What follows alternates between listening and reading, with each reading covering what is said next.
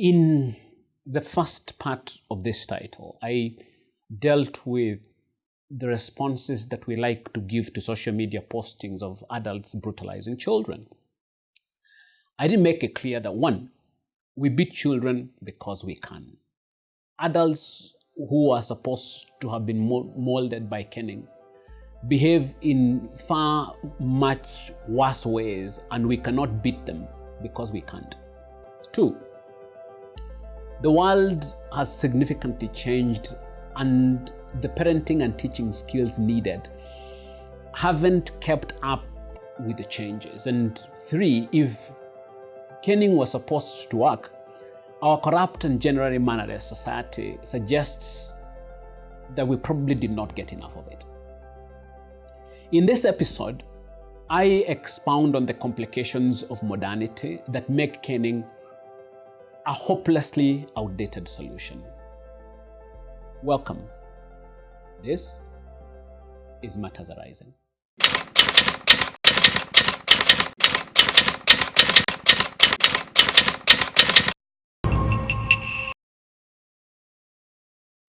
The first serious challenge facing modern parenting and teaching is that the current generation of those parenting and teaching our children and youth are not digital natives.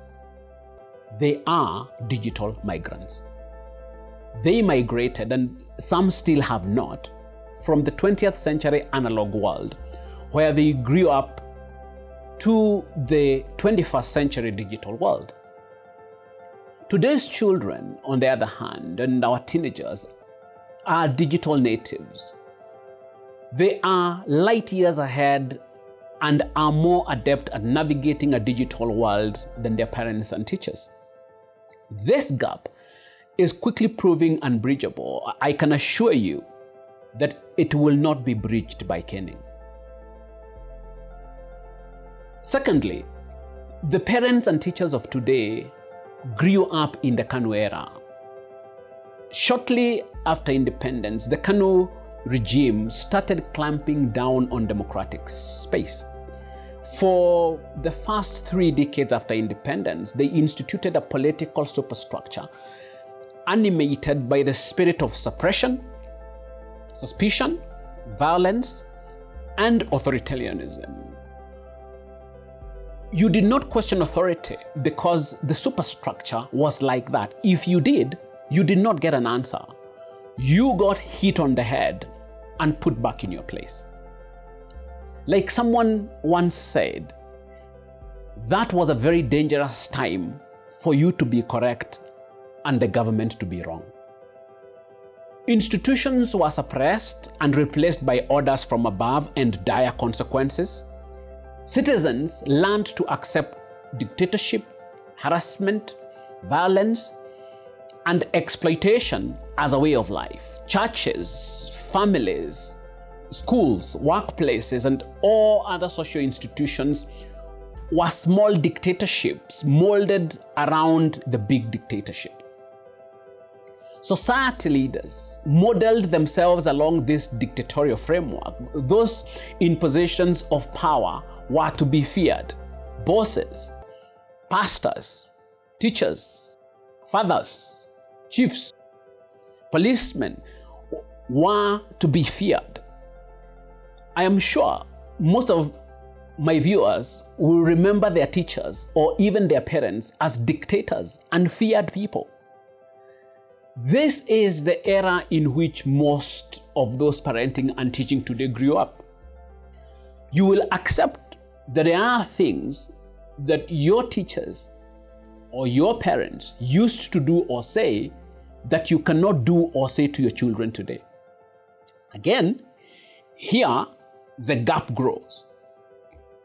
The third issue is the aborted trajectory of the change we had anticipated after the second liberation of the 1990s, and when the old order collapsed in 2002 and the new constitution promulgated in 2010. We had hoped to replace the old order with a new order, not just of freedom and rights, but also an era of accountability, responsibility, duty, and ethics. Unfortunately, with the same Kano political class in the name of Jubilee having hijacked the revolution, we moved from the era of dictatorship and repression to the era of looting, impunity, and brinkmanship. It is a context that complicates the challenges that the parents and teachers face in dealing with a new generation. The people who are parenting and teaching now are a transitional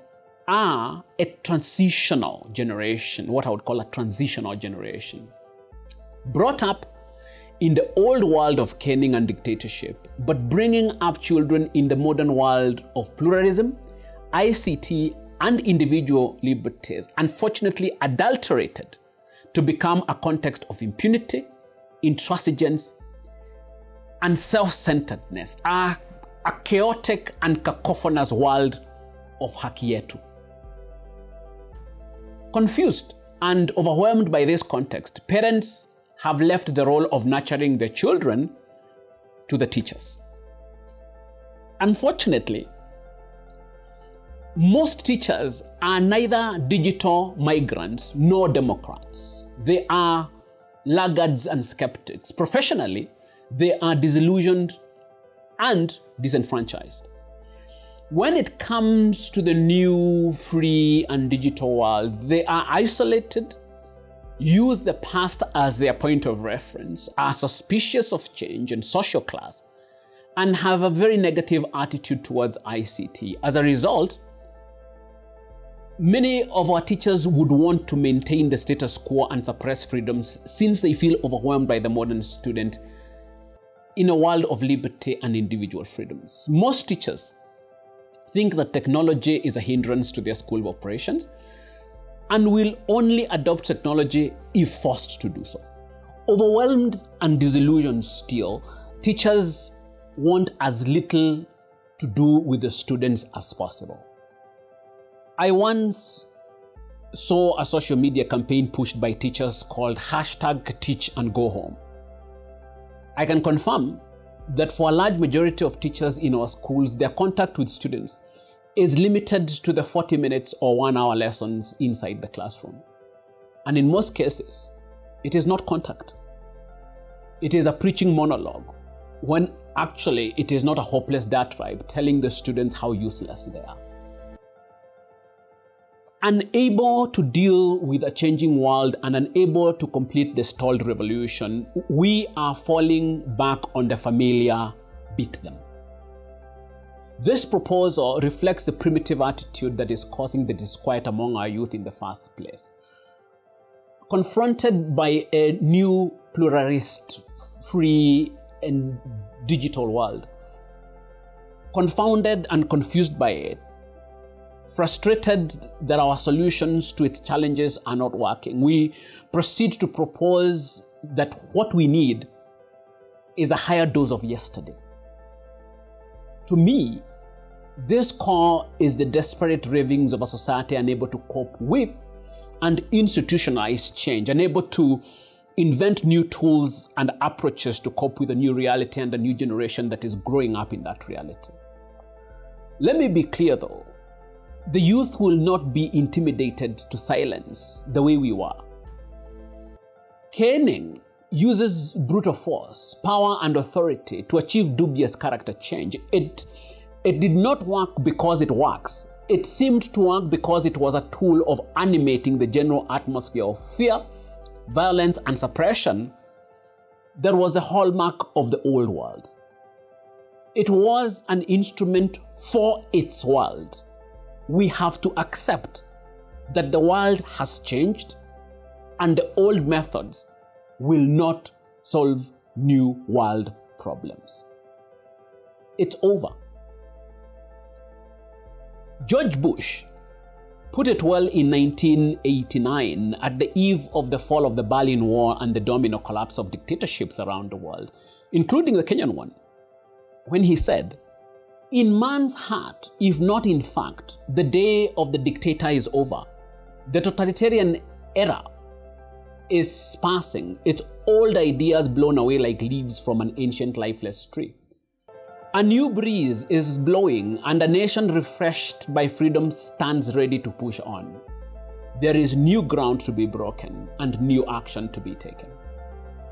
And therefore, the solutions to our own inadequacies in dealing with a strange modern world and the disquiet among our youth, not just in our schools, but in society in general, lies not in threats and old-time barbarism. That will not work.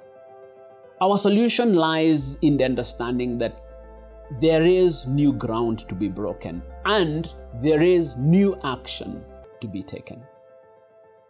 We must think and act differently to solve the new challenges of a changed and changing world.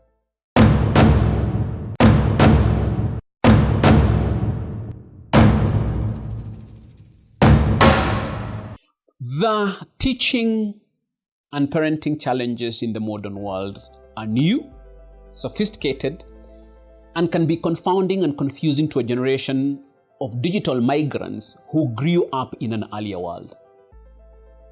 Many solutions, corporal punishment included, have been bandied out there, some more loudly than others.